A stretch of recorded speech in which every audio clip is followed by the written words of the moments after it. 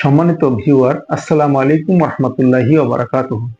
স্বাস্থ্য সচেতনমূলক এই চ্যানেলের পক্ষ থেকে আবারও জানাই আপনাদের শুভেচ্ছা। আজকে আমার আলোচনার বিষয়, অনেক বাচ্চারা ভিডিও গেম খেলা বা অন্য কোনো কারণে পেশাব আটকে রাখে, পেশাব করতে চায় না। অনেক প্রাপ্তবয়স্ক নর নারীও কিন্তু অনেক সময় বিভিন্ন অজুহাতে, বিভিন্ন কারণে, ব্যস্ততা বা আদার্স কোনো কারণে পেশাব দীর্ঘ সময় ধরে আটকে রাখে। পেশাব বেগ হওয়ার পরেও পেশাব করতে যায় না। এর পরিণতি কি? কি সমস্যা হতে পারে আমরা যদি দীর্ঘদিন ধরে এই ধরনের অভ্যাস অব্যাহত রাখি? এ বিষয়ে আমি আলোচনা করব। আমাদের প্রতিদিন সাধারণত 1 লিটার থেকে 2 লিটার পেশাব হয় 24 ঘন্টায়। আর সাধারণত এটা পানি খাওয়ার উপর ডিপেন্ড করে। পানি বেশি খেলে বেশি বার হয়, পানি কম খেলে কম। সাধারণত 4 থেকে 10 বার 24 ঘন্টায় পেশাব করতে হয়।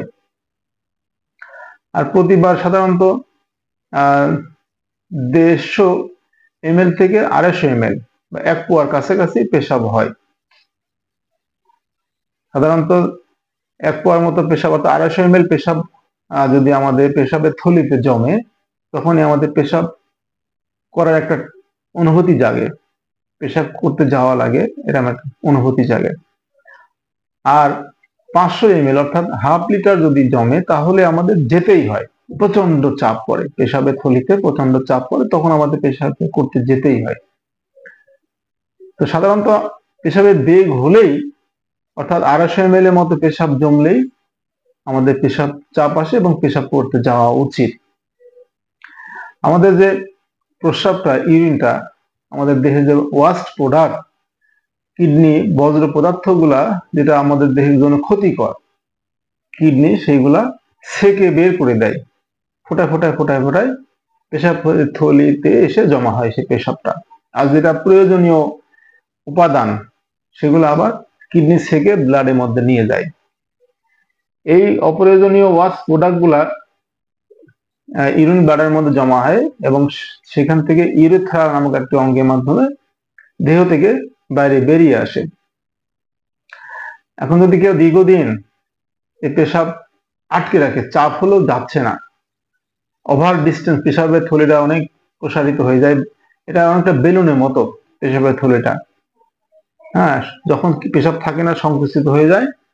হ্যাঁ, আর যখন পেশাব আস্তে আস্তে জমে, তখন আস্তে আস্তে প্রসারিত হয়। যখন চাপ হয়, বেগ হওয়ার পরও যখন বেশি পেশাব ভরে যায়, তখনই ইউরিন ব্লাডার নার্ভের মাধ্যমে ব্রেনের সিগন্যাল পাঠায়, পেশাবের থলি ভরে গেছে, পেশাব করতে হবে, সিগন্যাল পাঠায়। এই সিগন্যাল ওভারটেক করে যদি আমরা তারপরে পেশাব করতে না যাই, ধরেই রাখি, তাহলে পেশাবের থলিটা আরো বড় হয়ে যায়। হ্যাঁ, বড় হতে হতে বেলুনের মতো, যেহেতু বললাম, হ্যাঁ, এই বড় হতে হতে এক পর্যায়ে যাওয়াই লাগে। কিন্তু এই বারবার যদি কন্টিনিউয়াস দিনের পর দিন ওভার ডিস্টেন্স হয়ে যায়, পেশাবের প্রথম পর্যায়ে বেগ হওয়ার পরও যদি আমরা না যাই, এক পর্যায়ে এই পেশাবের থলে যে ইলাস্টিসিটি, বেড়ে যাওয়া যে বৈশিষ্ট্য, ক্যারেক্টার, এই ইলাস্টিসিটি কমে যায়। তখন পেশাবের থলি এক পর্যায়ে পেশাব আমরা করার পরেও পেশাবের থলিতে পেশাব রয়েই যায়। তখন পেশাবের থলির মধ্যে ইনফেকশন হয়, প্রদাহ হয়, পেশাবের তলপেটে ব্যথা করে। এবং পেশাব যদি অতিরিক্ত জমার পরেও পেশাব আমরা করতে না যাই, তখন তার ক্যাপাসিটি, বললাম না, মহিলাদের 500 ml, পুরুষদের সর্বোচ্চ 700 ml ক্যাপাসিটি। এই ভাইটাল ক্যাপাসিটি যদি আমরা পেশাব করতে না যাই, তখন আর পেশাবের ধারণ ক্ষমতা নেই, পেশাবের নালী তখন ফুলে যায়। কিডনি থেকে যেটা নালী আসছে, এই নালী ফুলে যায়, এক পর্যায়ে কিডনির মধ্যে পেশাব জমা হয়। এরকম যদি চলতেই থাকে দিনের পর দিন, এক পর্যায়ে কিডনিতে ইনফেকশন হয়, নেফ্রাইটিস, কিডনিতে ইনফ্লামেশন, প্রদাহ হয়ে কিডনি অনেক সময় ব্যথা করে, যেটা বলে ইউটিআই, ইউরিনারি ট্র্যাক্ট ইনফেকশন। জ্বর হতে পারে, নসিয়া, ভমিটিং হতে পারে। এজন্য পেশাবের চাপ আসা মাত্রই পেশাব করতে হবে।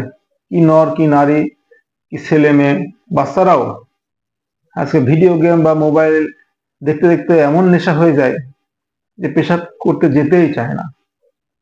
এমন করা যাবে না। পেশাবের চাপ হলেই তাহলে আপনাদের যদি এই পেশাব চাপ হলে যদি পেশাবের অভ্যাসটা নিয়মিত হয়, তাহলে আপনার পেশাবের থলি ইউরিন ব্লাডারটা আপনার সুস্থ থাকলো, কিডনি সুস্থ থাকলো। পেশাবে জ্বালাপোড়া হতে পারে, সিস্টারিস হতে পারে।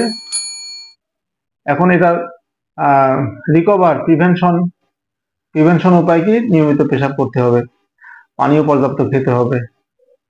হ্যাঁ, এবং যদি ইনফেকশন হয়, ডিজরিয়া হয়, অনেক সময় অ্যালকুলি বুজিল জাতীয় সিরাপ খেতে হবে। হ্যাঁ, অর্গানিক ফুড খেতে হবে। আবারও সকলের সুস্থতা কামনা করে শেষ করলাম। আসসালামু আলাইকুম রহমতুল্লাহ।